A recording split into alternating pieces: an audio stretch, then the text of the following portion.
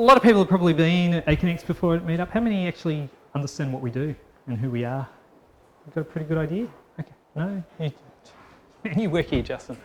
I'm going to give a little bit of background anyway, because I think it's important to understand where we've come from, where we're going to, and sort of why we're in the state we find ourselves in, and why we need to change and how we're changing. So, and I'm hoping you guys can take something away from this a little bit useful. I've also thrown some, in my talk, there's a few big pictures that I've thrown in, which I kind of like, and they're kind of cool photos, but it also gives you an idea of some of the projects that we as an organisation are involved in as well. So this is a massive wind farm that's being built out of out in the North Sea, which is so what Aconex is actually all about is we provide web and mobile applications for collaboration, project management, document management for very large construction, infrastructure, mining, resources projects. Have I missed anything, guys? It's probably... and so it's sort of like, we get very heavily involved in little projects like this, which is the widening of the Panama Canal. So we're talking some very, very, very big projects that we're focused on. Real infrastructure.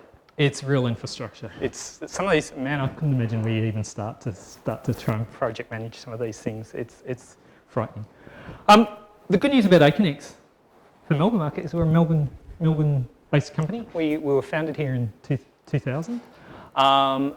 Since then, we've grown massively. So over those 16 years, we've now got something like 150,000 organisations that use Aconex across something like 16,000 projects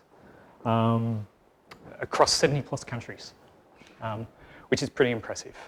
Some other, I don't know what $800 billion looks like, but apparently, that's a cumulative, amount of capital projects that we've been involved in, which is just frightening.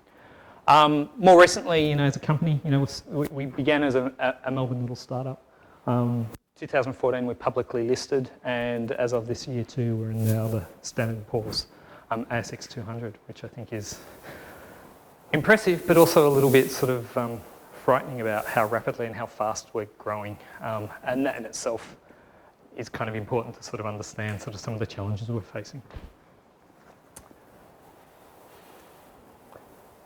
Gee, that's hard to read. I'm sorry about that. I should have tested this on this projector beforehand. Not to worry.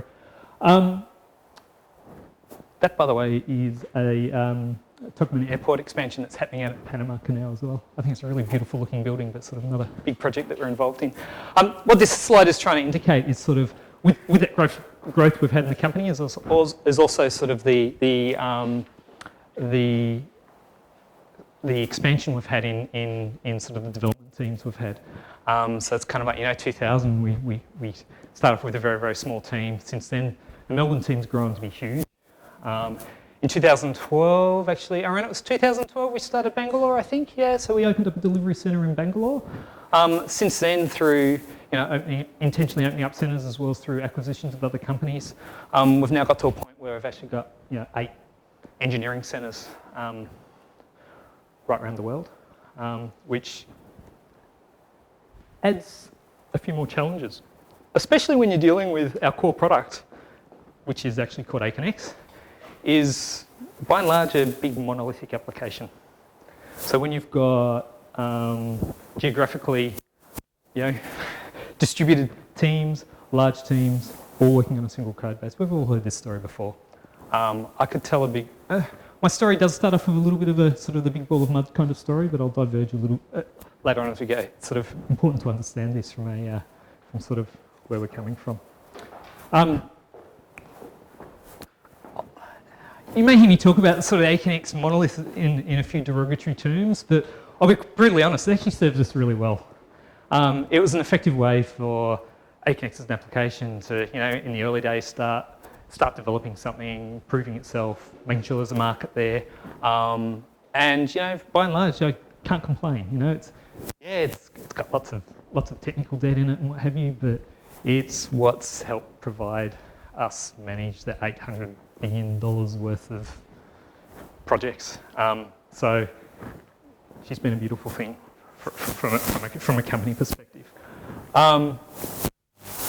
The challenge is, as teams grow, and we start to want to introduce some new products. So, quite some years ago, we started talking about providing expanding some products, offering mobile type solutions, which of course, at the end of the day, they still need to figure out how do we integrate these things into this monolith. There's lots of business and behavioral logic in here that wasn't really well defined. APIs were kind of lacking around the core system many, many years ago. It becomes difficult about how do you develop some sort of holistic architecture that sort of enables so many teams working on the one code base. It becomes even more difficult when you start dealing with more and more products, more and more teams, and when some of these teams now start to be in different time zones, different worlds. How do you deal with sort of all the communication that's needed here to be able to make sure everyone's on the same page, heading in the same direction? Yeah, it's a problem.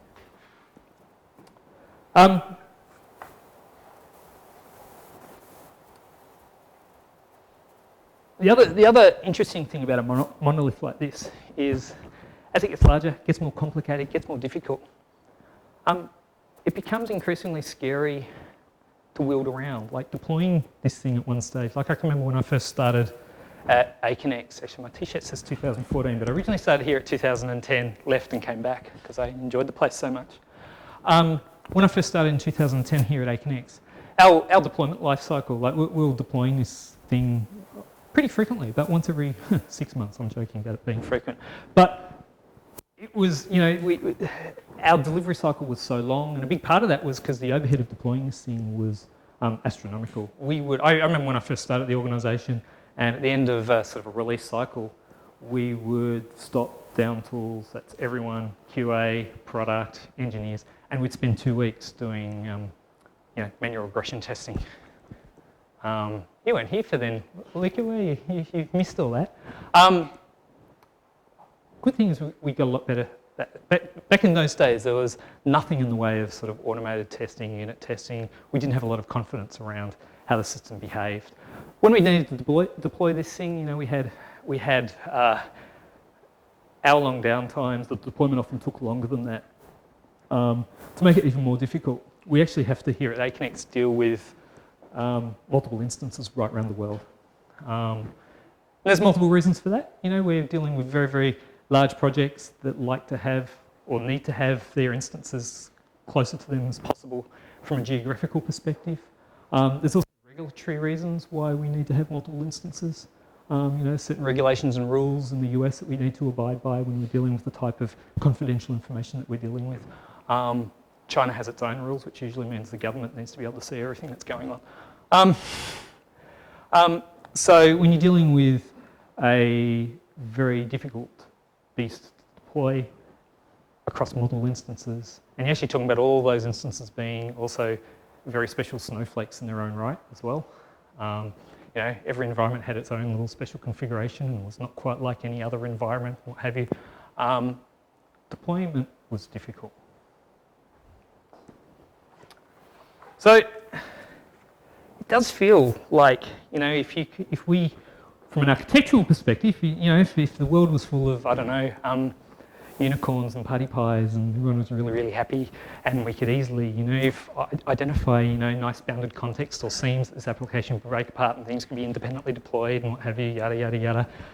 It feels like to me that could go a long way to being able to, you could then start having these distributed teams being focused around, certain bounded contexts or areas of responsibility that they can take ownership and run with.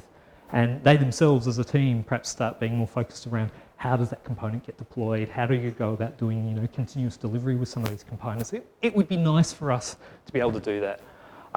As we all know, trying to take a big ball of mud that's been built up over 10, 15, 16 years and trying to identify those seams and nicely pull it apart. I think we've all tried to do that and it's next to impossible. We have tried. It's really difficult. So this is kind of where I put sort of my team lead hat on from a Catalyst perspective. It's sort of like we look at problems my team looks at problems from availability and resiliency perspective. So then you can start looking at this big ball of mud here and start to think about, okay, what are the types of services, behaviours, components that you can kind of identify in that core application that are either a root cause for system outages to occur, or maybe they're critical systems that are actually victims when the broader application behaves badly. So we've spent a lot of time trying to identify some of these sorts of components that we could possibly identify a bounded context around and focus on breaking these pieces out so that hopefully we can increase and improve the resiliency of maybe not necessarily the whole application, but certain critical business processes that are important to the customers. So a couple I've highlighted out here. I'll go through some of these explicitly in more detail and sort of explain to you what some of the responsibilities are and some of our approaches have been. And some of them have been, I guess, our methodology behind them has been pretty ghetto, to say the least. But sometimes especially when you're dealing with resiliency type issues and you need to do things very quickly, sometimes you just got to make a whole bunch of compromises and get these things out and figure out how do we best isolate these components. So one of the ones you saw earlier was that we'd broken out to the side was this service we have actually called SiteCams, which is something the Catalyst team was responsible for. SiteCam service, we companies when they're building a big construction project often like to have a webcam set up somewhere, and over a period of time take lots of photos, and then they can put together this sort of time-lapse montage of these very large projects happening. In some areas, particularly the Middle East, they actually get used for the purpose of proving that so and so turned up at a site when you said he did, and they actually get used from a that sort of evidence perspective, which is kind of wow, that's kind of interesting. I knew we had this feature, but I had no idea it gets used like this. So in certain situations, it's actually a big deal if that goes down or is not available. And this was one of the many services that was implemented in this big ball of mud, and it may not have been the most critical system for us, but it was an area that was probably the most loosely coupled from the existing domain already in Aconex, that it provided us a nice little easy option to go, you know what, there's somewhere to start. Let's pull this guy out and start experimenting with the idea of breaking out services.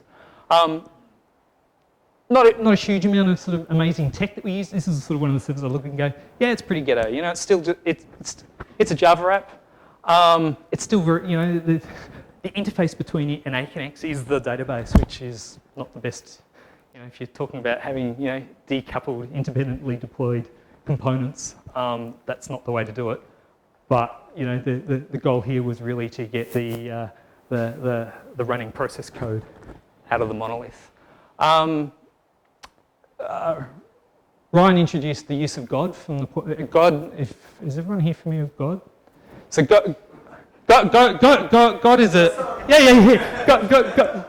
God is basically a Ruby app that allows you to manage the process lifecycle. So using God, you can basically say, you know what, I want to have 10 of these should always be running all the time. So if any one of those processes dies, it can go, I can't spin that up again because one's disappeared. So we intentionally, from the point of view of trying to keep this thing running and resilient, we intentionally have these SiteCam processes running that are quite short-lived, and then we rely on God to spin them up again. And that way, if there is anything like any sort of memory leak or what have you in this, we kind of, to be honest, we don't care because we just shoot it in the head and it gets resurrected again by God. Sorry, that's probably a poor analogy. But it's pretty ghetto, but it actually works really, really well for us. It's simple and it's kind of cool. It actually works quite nicely for us. Some of the other things we do, a lot of the artifacts that we deploy into our environments, we tend to use RPMs as sort of the deployed component. One of the unfortunate things a lot of our apps have done up until now is, even though we're sort of constructing these RPMs, they're kind of not a standard RPM. there's always a special spot that the core Aconex application puts its logs or its config, and you've kind of, there's a lot of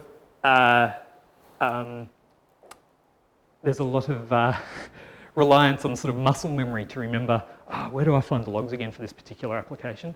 So in building up sitecams, we were very, very careful in how the RPM was constructed to make sure that, we start to use some of these sort of more standard acknowledged type, where things go. We have initd start and stop scripts, so, it just runs like a service, appears like a service. PID files get written to the predictable spots. Things that aren't so great about sitecams, this guy's a short-lived service, gets killed quite frequently. JVM's pretty heavyweight for doing those sorts of short-lived services, so when you watch the CPU profile of this machine where these services are running on, the CPU's pretty hot. It could have been written in, I don't know, lots of other options that would have been much better than Java, but we know that now. What do you mean by short-lived, like minutes, seconds, or hours? What is the life cycle of sitecams, Ryan? Sorry? It's a single image, yeah. So it's literally capture one image from one of the sitecams. Yeah, single image, capture that, record it, die, gone. Yep. Yep. So usually the images, because not much happens, the movement on a construction site's pretty slow. There's still shots, so it's not like moving video. So yeah, they don't actually. Yeah, absolutely. Bit of overkill using Java for that. I think one of the problems too, why we get stuck in a little bit sort of this mode of using Java too, I think, and as a company we're changing that finally, which I think is a good thing, is I think there's this this belief or over appreciation in sort of the value the existing code that sits in that monolith actually has. Like some people think, it's quicker if we just sort of do that forklift model of lifting stuff and moving it. And I think in most situations this is absolute bogus. At the end of the day, if you identify sort of what the responsibility of this thing is properly, they're usually not doing very, very much, and it's much quicker and easier just to, rewrite that logic in a language that's more appropriate. But yeah. So I've got an example like that in a minute, which I'll run through, which is actually one of my favourite ones. Another interesting one that the Catalyst team was involved with was notifications. So a big part of Aconex, the application, is the whole life cycle of a project. People send documents around, they'll transmit documents to a new organisation. There might be workflows these documents going through. People need to be notified when it's their responsibility to review these documents. People have contractual obligations to be able to review these documents within a certain time frame as they face, financial penalties and the like. So it's a pretty big deal that they get notified when these things happen. Aconex does have its own sort of built-in mail system internally, but surprise, surprise, most people don't have Aconex on their phone and watching their thing. So we send out notifications to other mechanisms such as email. Receiving those notifications is pretty important. So we were getting situations where notifications were being delayed for long periods of time while notifications were part of the larger system if the larger system became, was suffering some sort of production problem.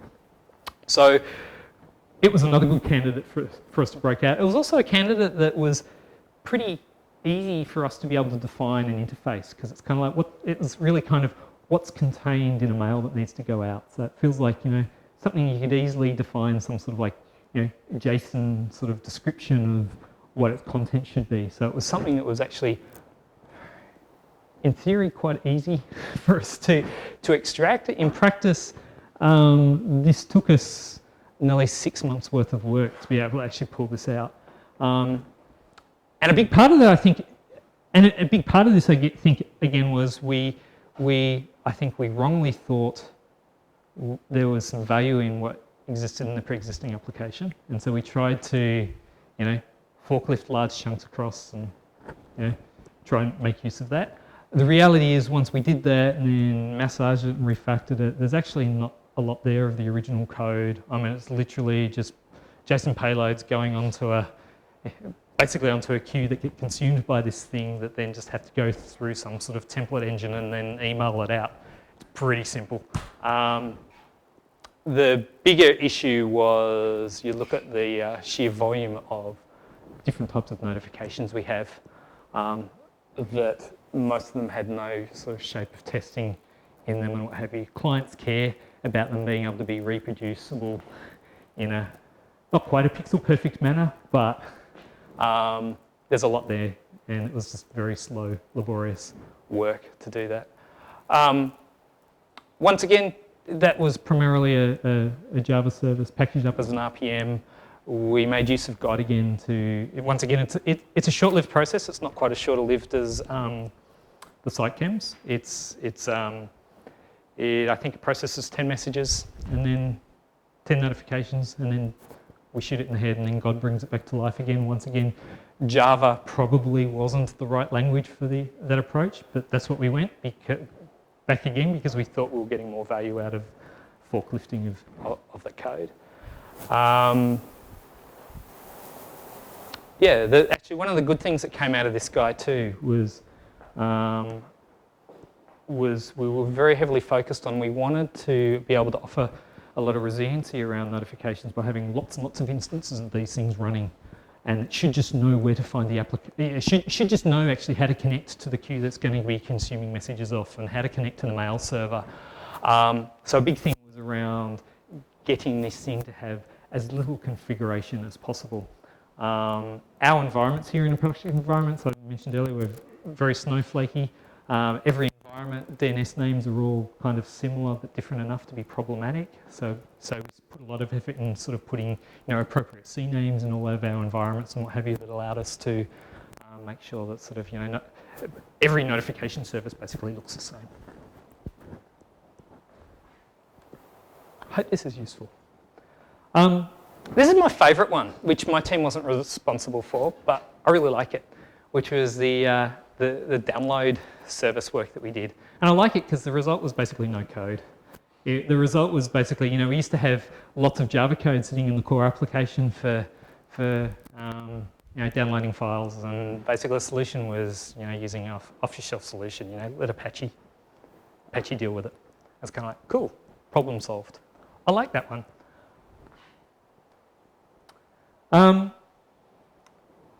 The other thing, occasionally my team gets a little, like every team, we get distracted by sort of what our core,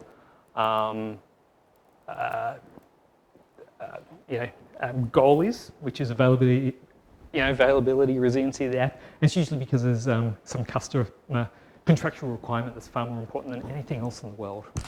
And we had one of those not that long ago, which is about providing sort of APIs onto our core application. And it was also one of those classic examples too, where customer really wanted to sign on a contract. What do they want? Oh, I don't know. So what we're going to build is probably going to be building the wrong thing.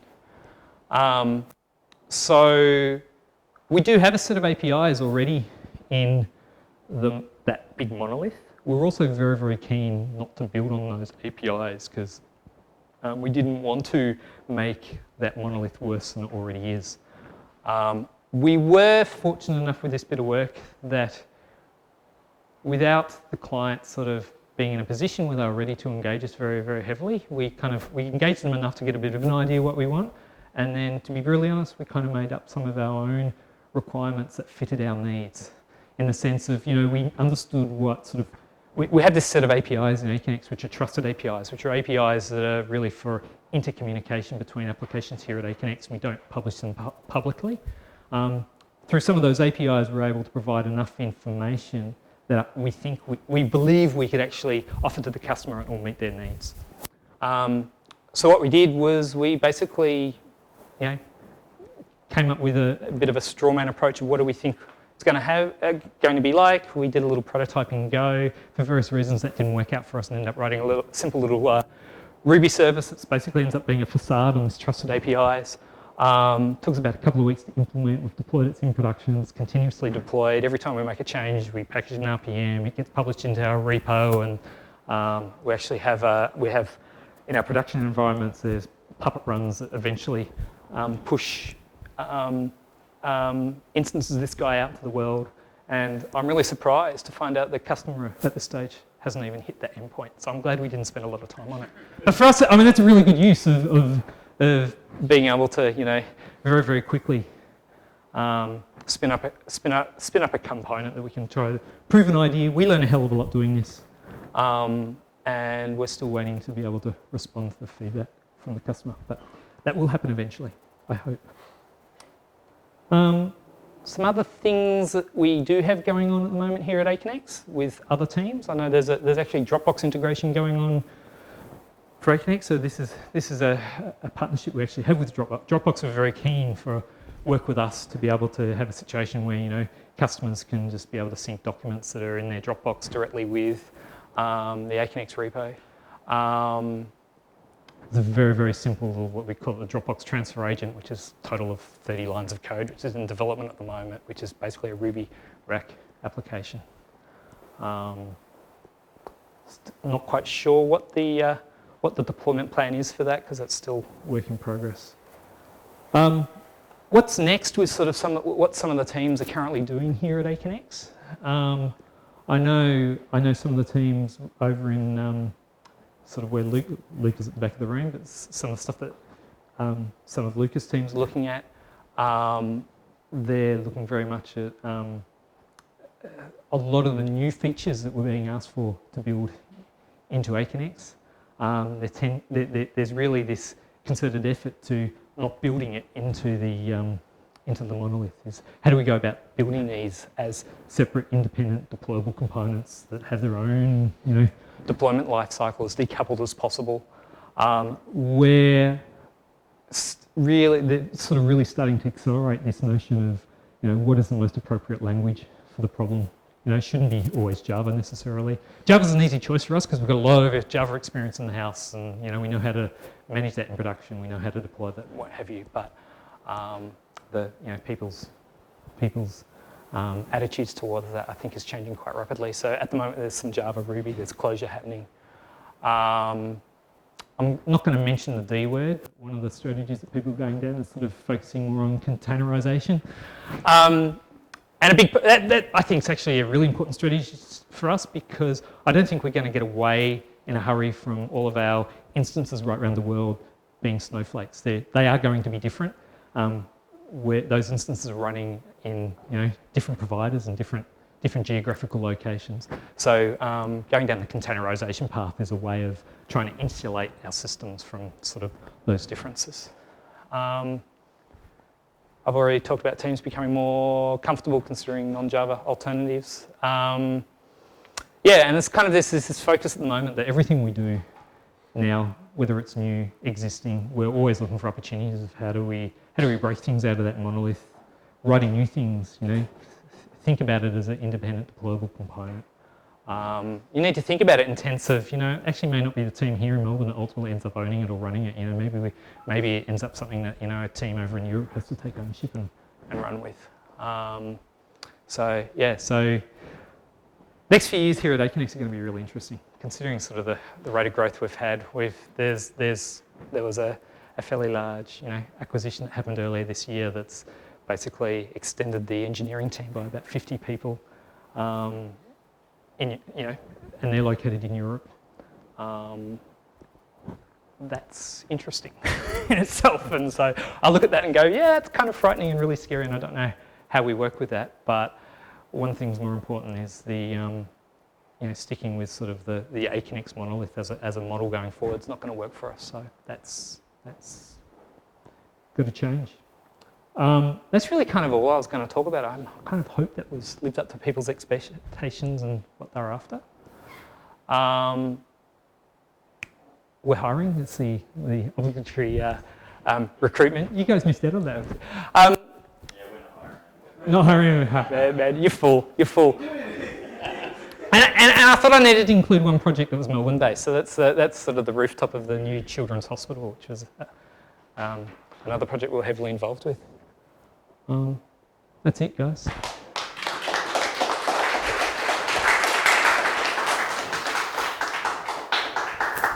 So when you were saying you're now starting to explore new languages, was it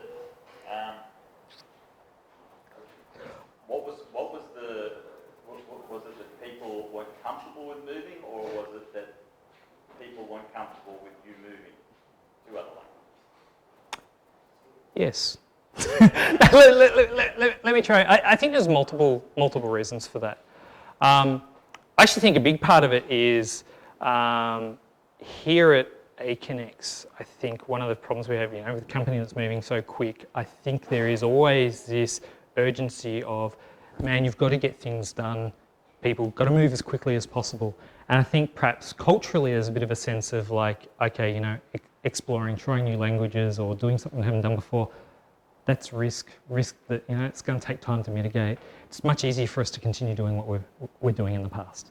So I think it's actually taken another team like my team who, fortunately we don't have the same sort of constraints as what a team has that's delivering, new business functionality that has contractual requirements. We're about how do we make the system actually stay up, and we take our time doing that. And we are given much more freedom of, what are viable options, what we should be doing. And I think in many ways, I think it perhaps takes another team like that in an environment like this to start doing some of those changes for the other teams to look and go, oh, actually that's okay. We can start considering some of these alternatives. I think on the flip side too is, to be really honest, most of what we do here at Aconex, I think Java is actually a perfectly fine language. So I've got no issue actually with the product teams. Most of what they're doing is using Java. And I might add most of the poor language choices that we've done there has actually been sort of probably my team with some of the stuff we're doing. But I don't know. I don't know whether that really answers the question. No. And second question was, so you obviously decided that the model is not the future. Yep. Sometimes that's because all those things are starting to slow down, we're not being able to deliver it as fast as we are in resiliency, or there's a major event. Was it one of those? So it's a mixture of both. Yep. I mean, for a long time, from a major event perspective, we've been able to scale our application for a long time by just throwing more hardware at it. You can actually scale a lot for a long time, just going, big machines, more memory, more disk, I think we are at the scale now where that is not scalable. So we do absolutely, so there's an event going on where we actually need to start looking at alternative options of, how do we make this thing scale? And there are, not everything in the Aconex application actually needs to scale, because not everything in the Aconex application is critical or actually gets used a lot. So us being able to pull out some of these critical components and focus on the scalability of those, I think is really important. The flip side of that is, I think, having that big monolith has absolutely killed our ability to be able to deliver new products. We've had multiple times where we've been trying to develop new features, new ideas, new products, and things have taken much longer than anyone would like or even predicted. We've had certain modules within Aconex where we've had new features requests. And, on the paper you talk about it sounds really, really simple, and then 4 months later we're still working on it. It's really very, very difficult. So it's been a combination of the both. So can anyone work on any part of that code base, or like teams organised around Anyone can work on any part of the code base, pretty much. We do have, like so we do have there's a core team in Melbourne here who's actually called the Babylon team, whose most focus is the Aconex application. The way, that team's quite large. How many people are in Babylon? Can you think, Lika? 15? I thought it was more than that, but anyway, that's okay. It's going to get bigger. But sort of their mode of operating is now really just, they are this largish team. A requirement or stream of work comes in, we'll form, out of that larger team, we'll form, a team to focus on, that new feature, that new behaviour. That might be a 2 month or a 3 month project, and then they'll dissolve back into the broader team. So there's certainly there's absolutely, this sense of collective code ownership. Anyone can, if you need to change something, go ahead and change it.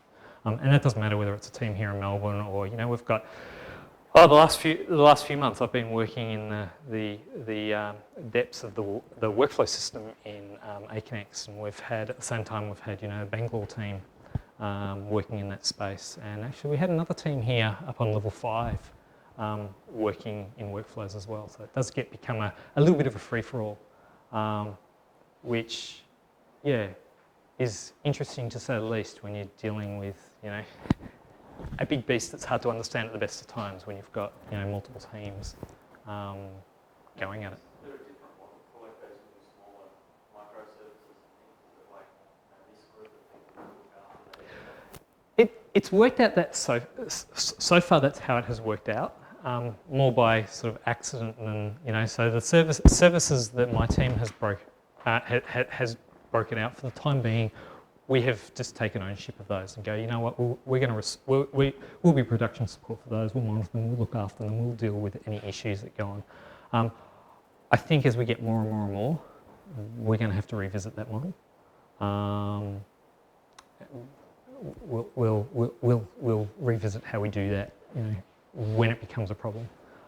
Hasn't become a problem for us up until now. I don't know. I'll do another talk in 6 months and let you know how it's going. So. Anyone else? No? I think it's interesting sort of moving to this polyglot approach. Yep. I remember first time I kind of heard of microservices was several years ago at a Yale conference. Sam Newman was talking. Yep. It was before his book and all that sort of stuff. And his real basic message was, hey, do a polyglot kind of free-for-all, yep, but standardise on the interfaces. Yep. So have you done any thinking or actuals around standardising interfaces and the way the different components kind of work together? I'll be honest, we've gone for a free-for-all up until now, Right. from that perspective. I'm making it sound like anarchy. I'm not. Certainly, I mean, sort of some of the microservices I've talked about so far, I think, were they've got such a very, very specific purpose that the style and nature of interface that they needed was kind of largely dictated by what we already had. So even I talk about the notification service, for example. We did actually already have sort of this queuing mechanism that was being used as the interface for consuming, for sending off notifications. It just happened that queuing mechanism was a database table. That was part of Aconex, and there was sort of another little sort of process that would consume those. So from that perspective, the interface, it kind of made sense. Okay, we need some sort of queuing mechanism there, and from a mailing perspective, JSON kind of made sense. From when you're talking about sort of actual business processes, behaviour, there's not really a standard approach. There's certainly lots of conversations that are going on between the teams when we're designing these components and services, sort of describing, how should they talk? What does the boundary between these bounded contexts actually look like? What's the interface looks like? And I think we as an organisation are still just sort of learning what that standard should look like for us. At this stage, it's very much just where all the teams are experimenting and seeing what works for us. I don't know whether you've got something else to add there, Luca, from sort of some of the stuff what your team's doing around sort of whether it's linking or group type work you're doing. Not really. I mean, a lot of new services are all HTTP, REST, JSON based. Yep. Well, at the moment, most of our clients are internal for these, and for us, an additional challenge will be things around managing multiple clients, client-driven contracts, and that's kind of the additional challenge where clients will have microservices. Yep.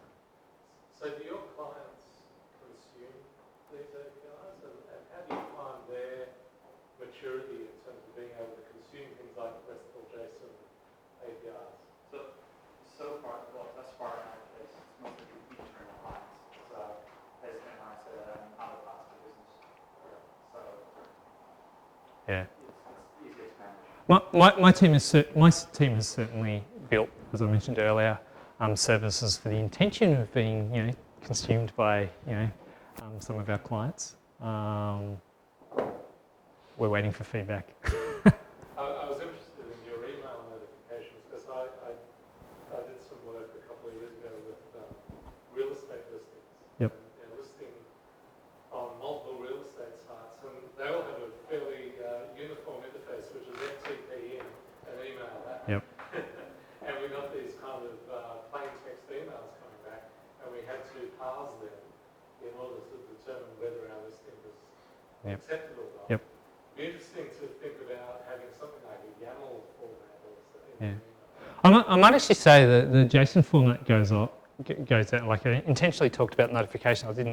I did talk about email notifications, but on the slide didn't say email notifications because those notifications could be another format. It could be SMS. It could be email. It could be fax. Believe it or not, people still use those. Is the payload structured in some way? Yeah, it is. It is, and the payload. It's a JSON payload. It's structured that sort of describes sort of the business intent behind that notification. So that's one of the things that's really complex. We had 50 odd notifications, all for different purposes, and that's the structure for every one of those is actually. We actually have this envelope that is consistent across all of them, that sort of describes what this notification's about, but the actual internal payload, that structure can change from notification to notification. Yeah. And also, that evolves over time as well. So I've had to come up with sort of a versioning mechanism for those as well, so we can actually, introduce new versions of these notifications and then, roll them out across instances over time.